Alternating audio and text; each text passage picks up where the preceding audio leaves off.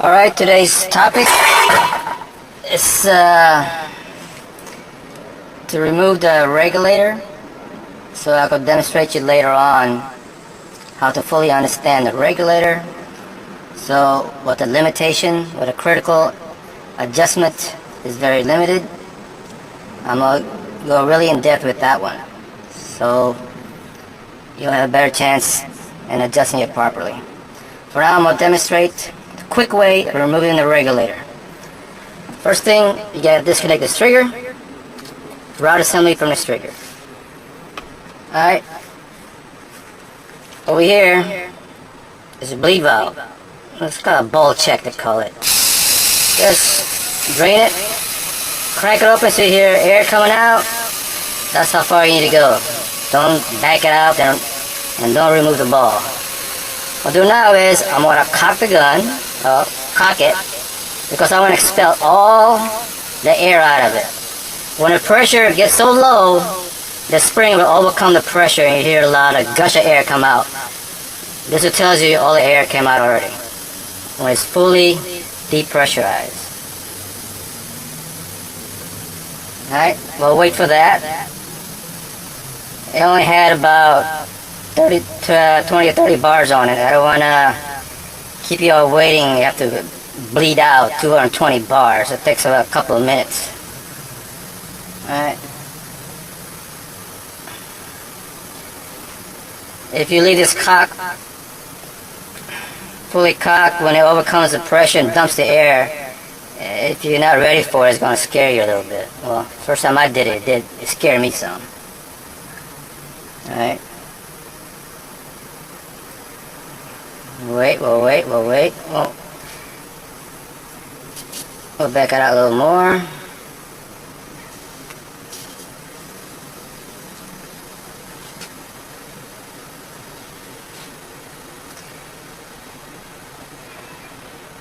Pretty soon.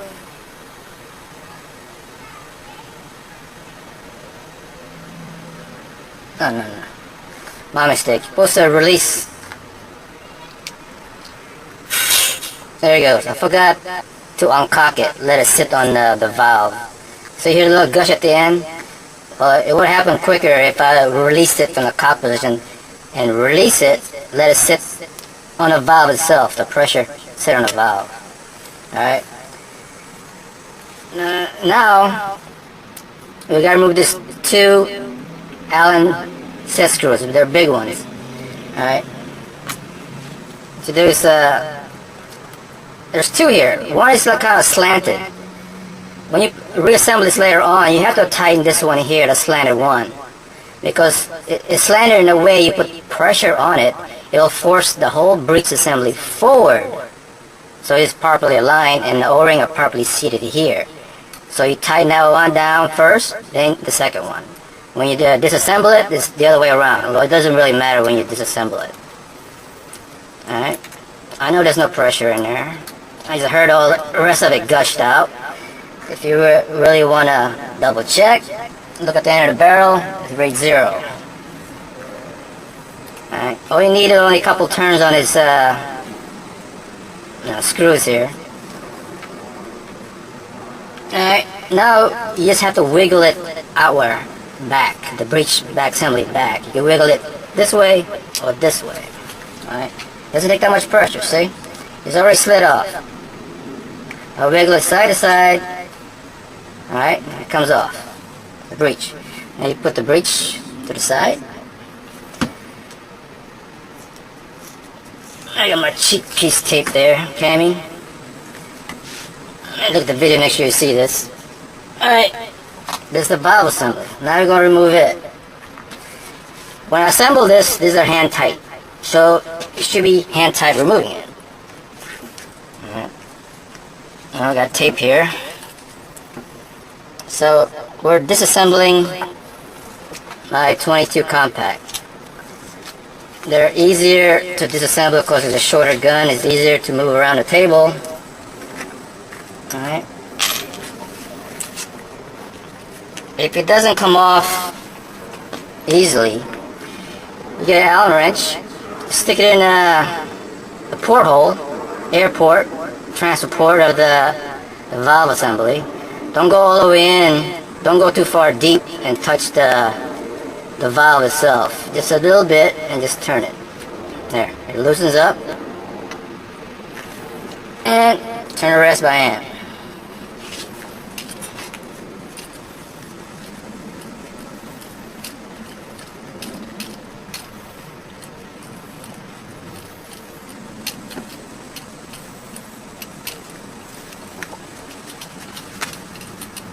And it's really loose.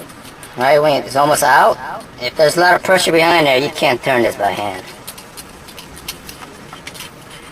Alright, that's the valve assembly. Put it over the side. Now what comes out next is your spacer. Alright, this valve sits on a spacer and the regulator sits here. Your regulator air is in this little small area here. Alright, that's what the spacer's for your regulated air reservoir. Now we're going to remove the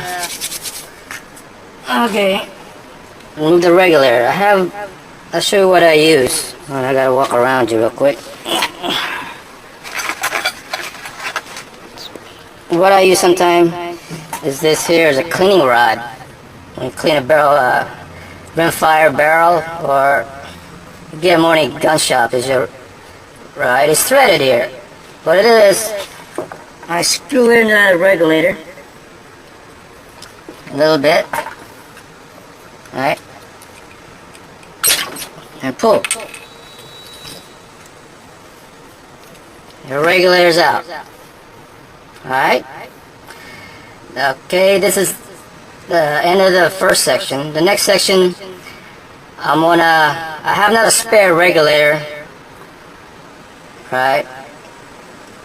I got one from Steve from Top Airgun, and I have that put to test. Alright, I'm not going to disassemble this one. This was set perfectly for my preference. This cricket here, this compact, it has about 6 maximum spread between high and low, and it's very consistent, so I don't want to mess this one up. I had spent a lot of hours adjusting this perfectly. Alright, we'll cut this one short and we'll switch over to totally dismantling the regulator and show how it functions, how it works, where areas need to be adjusted. Alright? Alright, this section here is go in depth how the regulator functions. Alright, when you know how it works, you have better understanding how to adjust this.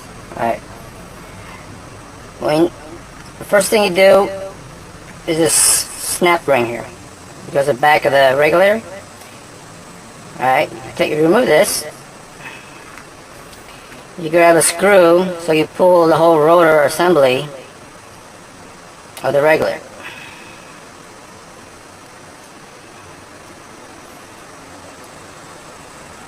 Alright, just gently pull it out. You need to pull it out in this position so you maintain all the disc. Alright, make sure they're all properly, you pull it out all scattered everywhere, you don't want to keep track of them. Alright, you look in there, make sure there's no other disc in there. Alright, for high power setting, you should see 4 sets of disc. 1, 2, 3, 4. Alright, I'll remove 1 set. It's 1 set, right? There's 2 discs facing that way, the other disc facing this way. So, alright, and they're all like this. All the sets are all like that. Alright. Alright, you put that to the side. Next one that comes off, alright, is inside this piece here. What's inside there is this O-ring. This O-ring seals this rotor assembly, alright, of the regulator. If this goes out, I repaired quite a few, this O-ring wears out the most. Alright, because it flexes, yeah, and it holds unregulated and regulated pressure. Alright, and this O-ring does a lot of work. Alright, what holds this what hold this O-ring in place. This is brass nut. Holds it in place over the shaft. Alright, so it seals it on the OD and the ID of this rotor. Keeps it sealed. If the seal fails, this O-ring fails, you get unregulated pressure on the other side. It'll be like a straight through, pressure, and then this regulator acting is not doing anything. It's practically useless. All right. What's after that? Now we're talking about this part here. All right. It's this adjustment screw. All right. This plastic. Delron, whatever. It's plastic. It's acting as a seat. This is a very important piece. You stick your punch in there and you rotate it to adjust it. You'll say, why that? How does it do that? I'll explain. All right. See this part here of the regulator? It sits on this plastic screw. Even here you can see where it's been sitting. All right. Sits like that. Well, when you first look through this, there's a hole here. It's called a unregulated air passage here and here, and it goes in. All right, and it goes in to the rotor shaft. All right. Let's say it's your regulator here, your valve. All right. Air goes through there and goes through the regulator.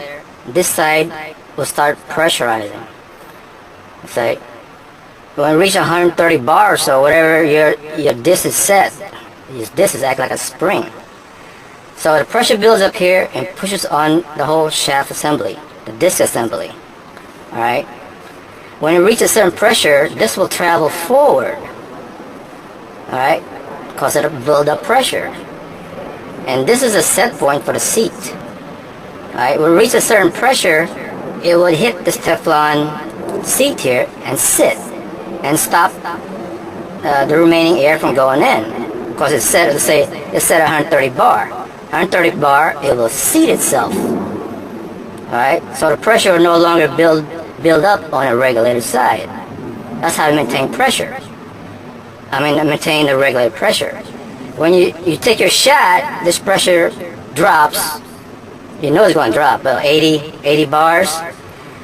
Then the spring will push the disc assembly outward. When it does that, the unregulated air goes back in and pressurizes the side to 130 bar and shuts again. So every time you take a shot, it's just like this, fluctuates. Open, close, open, close, open, close. Alright. This it only travels no more. This disc assembly, the rod only travels so far. Alright, let's say it flexes, the spring flexes about the size of this forward disc. It moves like that to open and close the seat. Alright.